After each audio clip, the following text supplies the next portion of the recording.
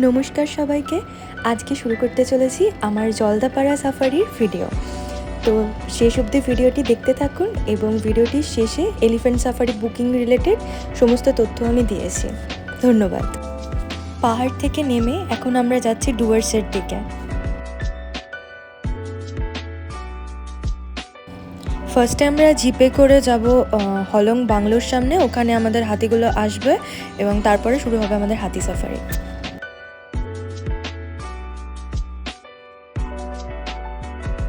সাফারির শুরুতেই আমাদের দেখা হয়ে গেল বাইসনের সাথে।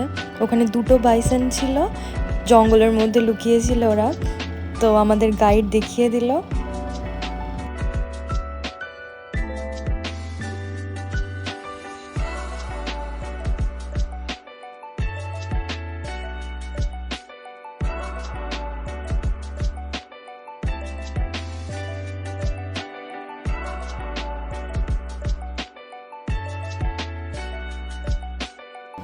এরপর দুটো ময়ূরীর দেখা পেলাম আমরা, আমাদের দেখে উড়ে গেল।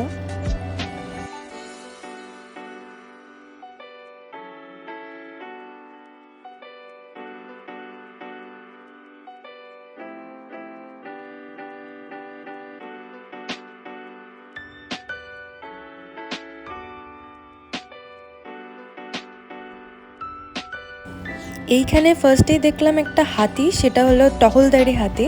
গাইড বললেন এই হাতিটা আর কি ওখানে যারা স্টাফরা থাকে আশেপাশে তাদের পাহারা দেয়।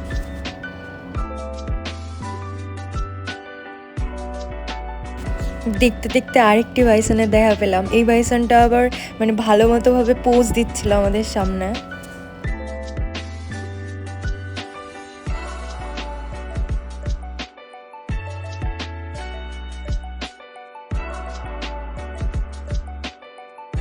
এগুলো আসলে ইন্ডিয়ান গড়, এগুলোকে লোকালি আর কি বাইসন বলে সবাই।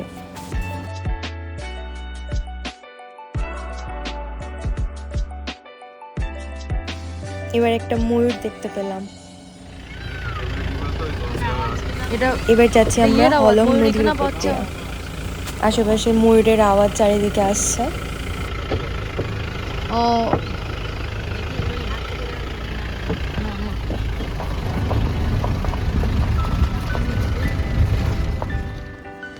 চলে এসেছি আমরা হলং বাংলোর সামনে। এই বাংলোটা তো পুড়ে গেছিল, তো আবার নতুন করে এটা তৈরি হচ্ছে।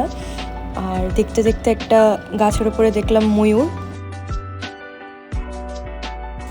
আর ওই বাংলোর সামনের এরিয়া এটা, এখানেও অনেকগুলো ময়ূর ছিল, তারা আর চারিদিকে ঘুরে বেড়াচ্ছিল। জায়গাটা খুব সুন্দর।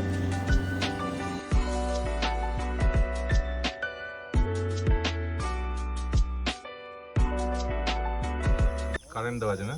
কারেন্ট দেওয়া আছে যাতে ইলেকট্রিক না আসে।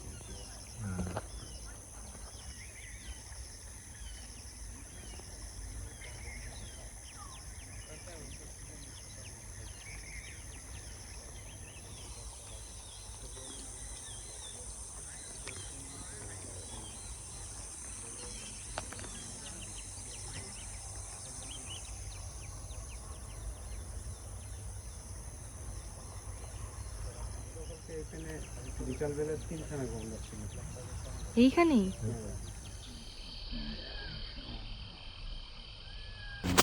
গাছের উপরে সব ময়ূরগুলো এখন বসে আছে। অনেক সকাল সকাল তো, 5:30টার দিকে গেছিলাম আমরা, তো তখন ওই ময়ূরগুলো নামেনি। এই আমাদের হাতিও চলে এসছে। এবার শুরু হয়ে গেছে আমাদের হাতি সাফারি।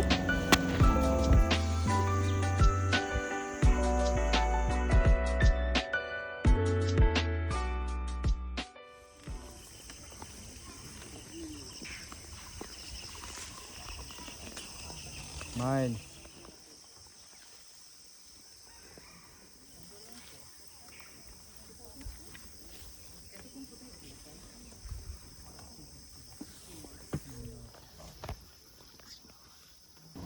ফার্স্টেই দেখলাম 3টে গন্ডার জলের মধ্যে ডুবে বসে আছে। আমাদের দেখে তারপরে আবার একটা গন্ডার উঠে দাঁড়ালো।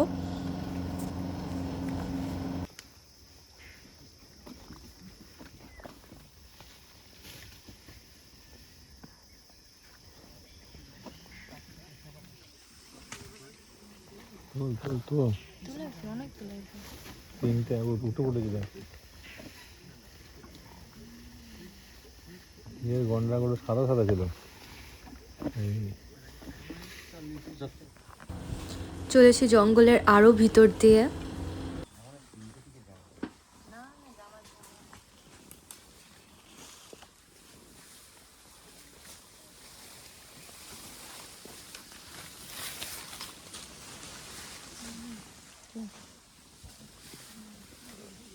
ধরো এই নদীটা পেরোবো, এটা করবো।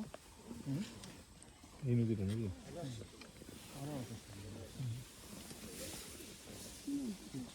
হলং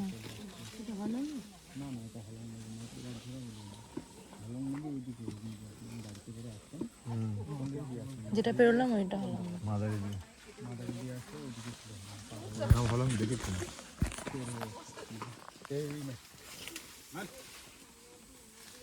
খাচ্ছে খাচ্ছে, গাছগুলো ছিঁড়ে খেলো। এত হাঁটা চলা করতে করতে হজম হয়ে গেছে। আর একটা ছোট্ট নদী পেরোচ্ছে এখন।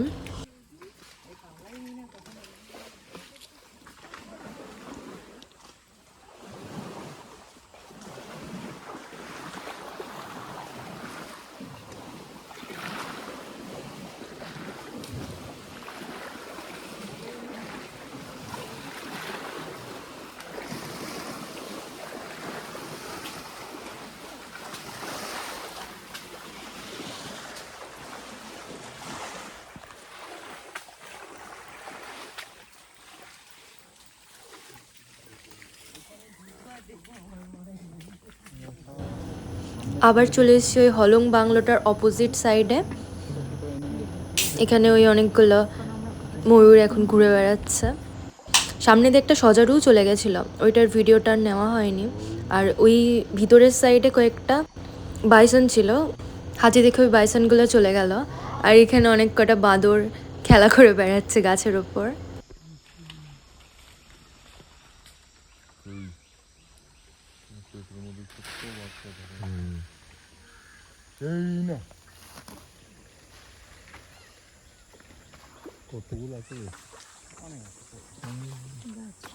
আর একটা ছোট্ট নদী বেরোচ্ছে।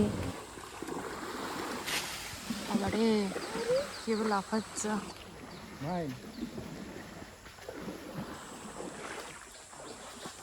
আর বাকিগুলো কোথায় গেল? ওইখানে আসছে, ওরা মনে হয় কিছু দেখেছে ওখানে। বাইসনটা নাকি? হ্যাঁ কিছু দেখেছে মনে হয়। হাতি সাফারি শেষ, আমরা এবার জিপে করে ফিরে চলেছি। যেতে যেতেই আরেকটা ময়ূরের দেখা পেলাম। যেতে যেতে একটা বার্কিং ডিয়ারের দেখা পেলাম।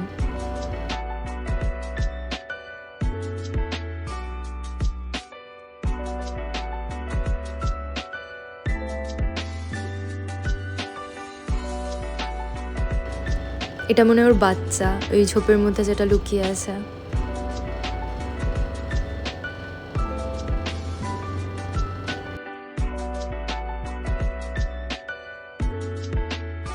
এখানেই আমাদের জলদাপাড়া সাফারি শেষ। এবার যে এলিফ্যান্ট সাফারি বুক করার জন্য মোটামুটি 1-2 মাস আগের থেকে লক্ষ্য রাখতে হবে, কারণ ইজিলি আর কি খুব শেষ হয়ে যায় টিকিটগুলো। আমরাও যে ডেটের জন্য টিকিট চাইছিলাম ওই ডেটে পাইনি। তো মোটামুটি যেই ডেটটা ঠিক করা হবে আগের থেকে লক্ষ্য রাখতে হবে যে কটা সিট অ্যাভেলেবেল আছে।